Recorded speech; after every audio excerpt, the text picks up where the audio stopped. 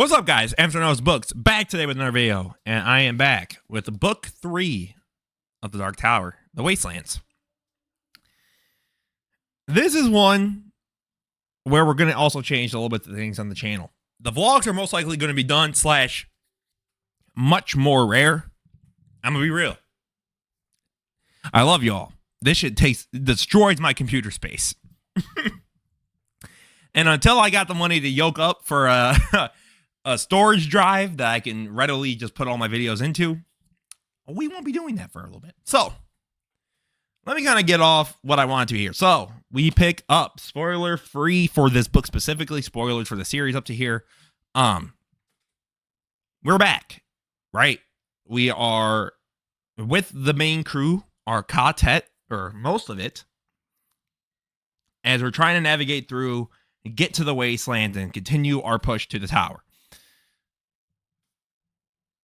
What do I think of this book overall? If I had to rank it all in the ways that, again, pros is pros. Don't care. Shout out again to the audiobook guy, narrator. Rest in peace to you and your family, and, well, not your families. Rest in peace. Incredible work, as always. I think, personally, the book was really, really good. But I think this was the weakest the plot's been in the series so far. And the only reason I say that is, I can't even say it without spoiling. I think, as much as I love world building, at times it felt like the world building took precedent over everything. And it kind of threw me off a little bit. But, again, the character stuff here was so incredible. The world building itself is still fucking awesome, and I don't care. And, like, I just think it was more so just how kind of the plot was for me that it made me notice the world building taking that precedence. So I would give the plot like a 3.5. I would give the pros, whatever, don't care. World building's an easy 5. Characters, easy 5. This stuff has been remarkable. Stephen King's ability to flesh out this city, to flesh out this world, to flesh out the universe that he's building, on top of still making sure that we see the growth from this group every single step of the way, is remarkable. And he's still, again, this dude writes scary fucking shit. All right, this dude writes scary books. All right, the sequences in this book with the demon door. And the sequence in the city, you'll know what I'm talking about when we get to the spoilers. Oh my God, it is so good. So good. Then I think about like themes and all that, and I think this is another 4.5. So where would I rank this book overall? I think I have it second still. I do think it's better than The Gunslinger, so I'm probably at a 4.25. or a 4.5 out of 5 on this book. Again, still incredible book, and the series is still competing for second place for me. I'm very curious on where we go after this. Again, read the damn series. I think it's a lot of fun. I think the world and the imagery, and again, the audiobook I highly recommend. The audio is so incredible, man. It immerses me a million times more. The villain in this book is hilarious. And the encounter him and Roland have at the very end is one of the funniest conversations I've ever read. I love it. So yeah, this was The Wastelands, spoiler-free review. But before going into more specific events and everything, let's get into the awards. One of my favorite things to do for this channel and for these videos. Those will never go away. Never. Unless I forget while I'm recording. But usually I'm pretty good about remembering it. The MVP of the Wastelands is either going to be Jake or Blaine or Eddie. Jake's stuff in the beginning is so interesting. Blaine, the train. All right? Like Thomas the Train Engine Blaine. Fucking hilarious. And then Eddie's Eddie. And as long as he's Eddie, that's my Ka-tet right there. That's my goat. the rookie of the year is for sure Blaine. Or it could be the TikTok man. Because the TikTok man, you're creeping me out. And I don't like what you got. And Walter, or whatever the dude's name is, the magician guy, I'm on you. I don't know who you are, but I'm on you. Then the momentum changer is easily the bridge. When Gasher shows up on the bridge with a frag grenade, takes Jake and goes, oh yeah, so listen, y'all make a move against me, I will throw this frag and this bridge will crumble and you will all die. And I will kill the kid. So you stay right there, I'm going to take him and we're going to go. And they go. And from there, boom, we're going. That or the door scene, which is when Susanna is shooting at the door. Then you've got Eddie pulling at the ropes to get them out. Roland's coming through the other side to save Jake from this mansion, this disgusting, freaky mansion, pulling him out through the door to come back into Midworld. Awesome, awesome, awesome. We have the sixth man of the year, who will be Blaine. Or Oi. Because while they're not in the book a whole lot, I love every second they're on the page. And I love every second that they're involved. And I care. I want to see what these characters do and how they interact. And the fuck you award goes to the TikTok man / the Gasher because you creep me the fuck out. And I don't like that. And I don't like you for doing that. And leave your hands off of children, you fucking weirdos. No. But even when I talk about the book more, I start to enjoy it even more. Because again, the ending of this book is really strong. And the cliffhanger of, okay, we need to keep this guy, because they found the pillar, right? And the pillar is one of, I believe there's like 6 pillars, but they all lead towards the tower. So you have to follow your pillar, whichever one it is, to get to the tower. And they get on Blaine the monorail because they're trying to get to that part of wherever. And they have to keep doing these riddles. And if by the end of the ride, if Blaine has solved all the riddles, they all die. If any one of them is able to leave a unsolvable riddle for Blaine, they will just get off the train when they get to their station and proceed that way. I was very mad when that was just where that ended. I was like, fuck, are we serious? So my theory crafting. Okay, so I've not read many other, the only other Stephen King books I've read that are not The Dark Tower is Misery.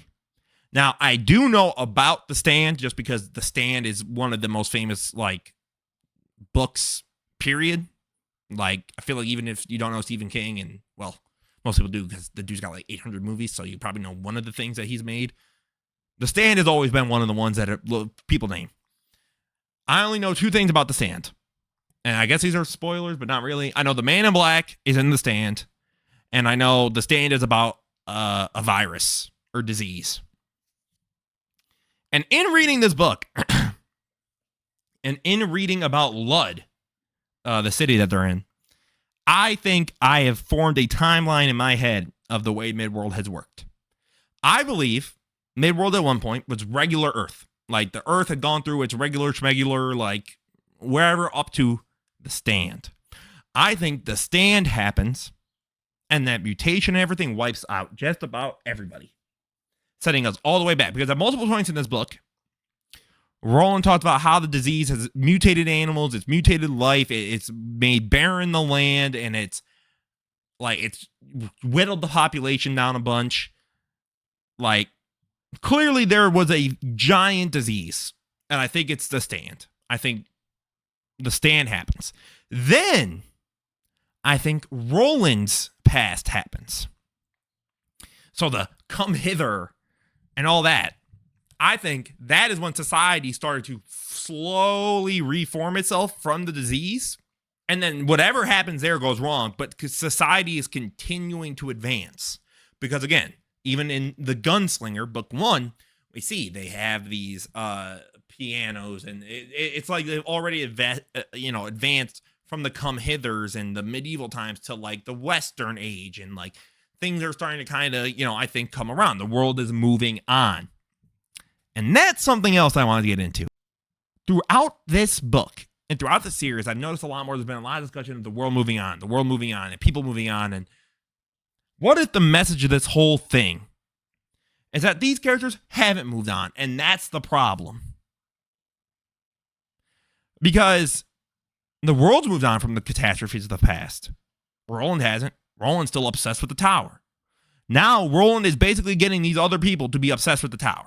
Now, they will not be able to move on, per se. And that's where I think it's so interesting. Because, again, like, Jake felt like he could not move on without Roland. And Eddie and Susanna feel like they can't move on without each other. And, like, especially when Susanna talks about her past, and Eddie seems to start moving on from his past. That stuff, I think, is so good. And I wonder if that's how this all ends. Like, is it one of those things where Roland has to accept the reality of his world and the reality of himself, and then he can ascend or whatever? I don't think this is purgatory, because, again, I think the stand happening in this universe literally just denies it, because that would be saying that whatever. But the idea of moving on, I think, is something King has talked about a lot here, and his characters exhibit either showing they're moving on or not. And I think that's going to be crucial. I loved Eddie in this book, and I love Susanna in this book because of some of their progressions. I didn't like Detta or Odetta coming out at random point. That shit was stupid. But overall, I like the way that these characters started to progress and move with each other, and seeing Eddie become more comfortable with himself as a person and his feelings and his motives as a gunslinger, and seeing how good Eddie and Susanna both have become at the art of gunslinging is awesome. And a scene I want to talk about that I think is underrated, and I think I genuinely just love every second of it, and it's so sad. I almost cried. It's the scene when we go in the past with Jake. So Jake gets sent into the past, and he sees the rose in the tower and everything, and he ends up in the past. I don't remember how. But he sees Eddie and his brother. And I think at one point we POV switch into Eddie. And seeing just how much Eddie will bend over backwards to try and make his brother feel secure. And how he just wanted to be with his brother and just to be loved and to be... It's powerful stuff, man. Like, real talk. Like, it was very emotional to read. Because I am an older brother. Now, I don't have a younger brother, but I do have a sister. And I hope I've never made someone feel that. That's just powerful stuff, to be honest. Like, I really did like... I talked to my sister after. I was like, hey, we're good. I was just like, wow. Like, this is powerful stuff. And again, it's why I would never even consider getting this book below 4. The character work is just so incredible. And seeing Eddie basically be willing to stand for himself and for his values now versus back then, where he was so focused on pleasing others, I think it's really so good. Guys, this is a 4.5. Who am I kidding? This book was so good. I'm in love with this series, and I'm so excited for Wizard and Glass or whatever book we end up doing next. Shout out to my Ka-tet, man. Shout out to my Ka-tet. And this is still a cycle. Roland, you know too fucking much for someone who's allegedly never been there. And that Eddie's getting visions, and Jake's got visions. The cycle is real, Eddie. It's real, Roland. I'm on to you.